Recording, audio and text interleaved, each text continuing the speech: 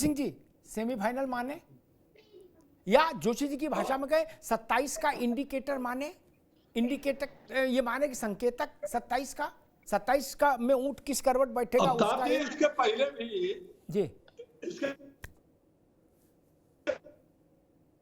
जोशी जी थे हमारे साथ 4-5 दिन पहले डिबेट में, तो उस दिन जोशी जी ने कहा था कि हम मान लिया जाए, और 23 तारीख को आपने कहा कि इसी पर मैं डिबेट करूंगा और बुलाऊंगा। जोशी जी शायद लगता है डर गए, उनको परिणाम के बारे में पता है। और आपको तो याद है इसके पहले 14 जितने चुनाव हुए, हर चुनाव के पहले जो चुनाव होता था उसको ये मान के चलते थे कि ये सेमीफाइनल है। आज जोशी जी क्या हो गया, आपको कहने में क्या जाता है, कहिए कि 9 के 9 जीतेंगे और ये सेमीफाइनल नहीं पूरा फाइनल है। अरे सत्ताधीश तो आप बन ही चुके हैं, कागज पर बैनर पर तो आपकी पार्टी में लग चुका है 27 का सत्ताधीश कौन, अखिलेश भैया। तो आपको कहने में क्या दिक्कत है, 27 का सत्ताधीश तो आपने एक दिन चैनल पर डिबेट भी चलाया था अमिताभ जी, आज से 15-10 दिन पहले, कि 27 का सत्ताधीश। तो भैया सेमीफाइनल मान लो इसको जोशी जी, क्या दिक्कत है। बिल्कुल हर चुनाव जो है वो अगले चुनाव का दिशा निर्देश तय करता है। ठीक बात। और मैं इस बात से सहमत हूँ, जोशी जी सहमत हो या न सहमत हो, डरे हो, लेकिन हर चुनाव अगले चुनाव का वो एक प्रकार से सेमीफाइनल होता है। विचारधाराओं की पुष्टि होती है, कामकाज की पुष्टि होती है, जिसकी बदौलत जिस चीज को विचारधारा और काम को लेकर के हम जनता के बीच में जाते हैं, इन सारे चीजों की पुष्टि चुनाव में होती है। ठीक, इस बात बिल्कुल दुरुस्त है कि हर चुनाव अगले चुनाव की भूमिका लिखता है, बिल्कुल सच बात है।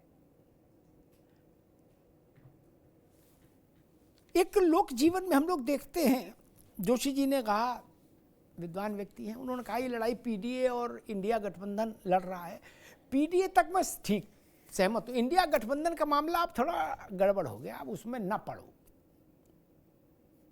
वो कुंभ में खो गया। अभी कुंभ लगा नहीं, लेकिन इंडिया गठबंधन खो गया बिना ही लगे कुंभ में।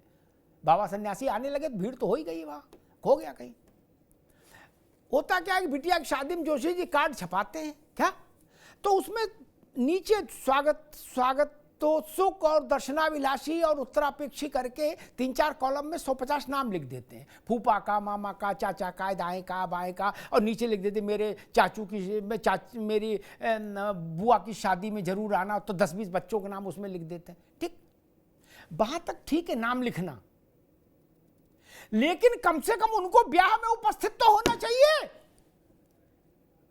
फूफा मामा मौसा सबका नाम लिख दिया, दर्शनाभिलाषी में वो आई नहीं, तो स्थिति खराब हो जाती है। इंडिया गठबंधन में जितने 36 दल हैं, मैं तो हैरान हूं, एक रैली राहुल जी कर लेते अखिलेश जी के साथ तो कौन सी मुश्किल थी। नहीं, उन्हें करना भैया अपना रायता खुद समेटो, हम नहीं आते।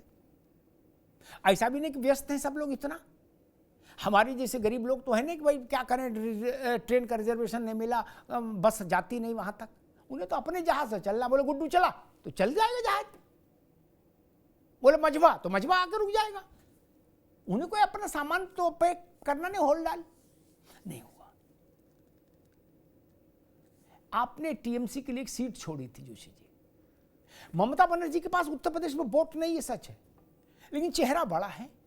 अखिलेश जी के साथ आके खड़ी होती एक रैली में तो एक मैसेज जाता कि भैया इंडिया अलायंस लड़ रहा है। मैं ये कहूंगा कि इंडिया अलायंस जैसी कोई चीज उत्तर प्रदेश में एग्जिस्ट नहीं कर रही अभी, आगे कर जाए, मैं ज्योतिषी नहीं, अभी नहीं कर रही जोशी जी ना।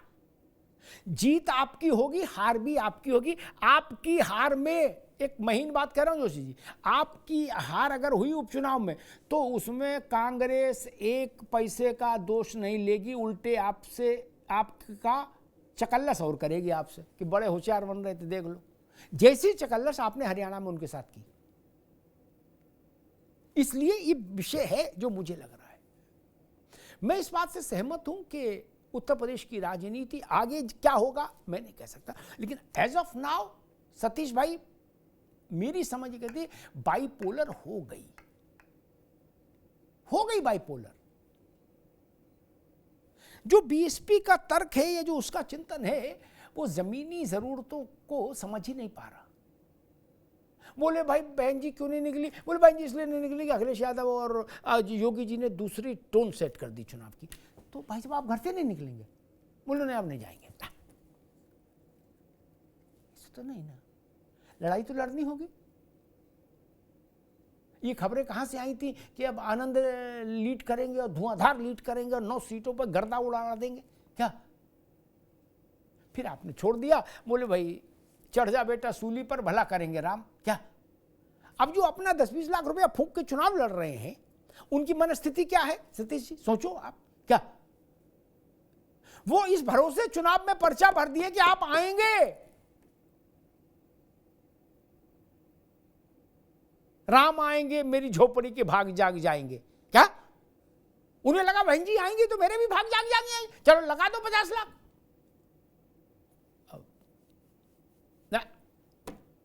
उनके हृदय क्या आर्तनाद सुनो, उनकी पीड़ा समझो। मैं व्यावहारिक बात कह रहा हूं, जो लोग जमीन की राजनीति जानते हैं वो मेरी बात सहमत होंगे, सेमिनार वाले समझ भी नहीं पाएंगे, लेकिन जमीन वाले समझ जाएंगे। क्या जिसने पैसा लगा दिया, चुनाव लड़ लिया और नेता नहीं आया प्रचार में, मीरापुर में चुनाव हो और जयंत नहीं निकले तो वो तो डूब गया, बर्बाद हो गया। जिसने पैसा लगाया चुनाव लड़ा, क्या वो तो बर्बाद हो गया। मंझवा से लेके कठेरी तक और इरफान के यहां से लेके और कुंदरकी तक और करहल तक अखिलेश यादव नहीं जाए। क्या भले वो ये तर्क दे देते कि बहन जी नहीं निकली मैं भी नहीं निकलूंगा, तुम्हें मेरी कसम हम नहीं जाएंगे, तो भी इनके कार्यकर्ता तो डूब जाते, प्रत्याशी डूब जाते। पता नहीं किसी ने खेत बेच के चुनाव लड़ने का पैसा जुटाया हो, क्या किया हो। योगी जी नहीं जाए तो मैं कह रहा हूं 90% तो प्रत्याशी टिकट वापस कर देता। वो कहता ना जी हमें यहां छोड़ दिया लटकाने के लिए। नेता आता है तो एक हवा बनती है, एक माहौल बनता है, एक रिदम तय होती है इलेक्शन की। ये तो नेता का काम है। और बड़े नेता को क्यों लोग बुलाना चाहते हैं? बुलाना भी सरल नहीं है जोशी जी। बड़े नेता को बुलाने में भी 50 लाख से 1 करोड़ रुपया खर्च हो जाता है। नेता का आना सरल है क्या सतीश जी? फिर भी आदमी करता है क्योंकि चेहरों की बड़ी भूमिका है राजनीति में। अब कोई स्वीकार करे या ना करे, लेकिन ये जो जनादेश आएगा ये 27 की प्रस्तावना और भूमिका हमको दिखा देगा, एक झलक दिखला देगा, एक रोशनदान खोल देगा 27 की दिशा में। और 2 चीज़ों को तय कर देगा कि भाजपा का जो परिणाम रहा था लोकसभा में, भाजपा उससे उबर कर फिर से पहले जैसी प्रभावशाली हो पाई कि नहीं, और सपा के पास जो चमत्कारिक ढंग से परिणाम आया था, सपा उसको होल्ड कर पा रही है या नहीं। इससे फेयर कुछ नहीं हो सकता, ये जनता तय कर देगी 23 तारीख को। इसके अलावा और कोई व्याख्या हो नहीं सकती। 6:07 हो गए हैं, प्रचार भी समाप्त हो गया 7 मिनट पहले।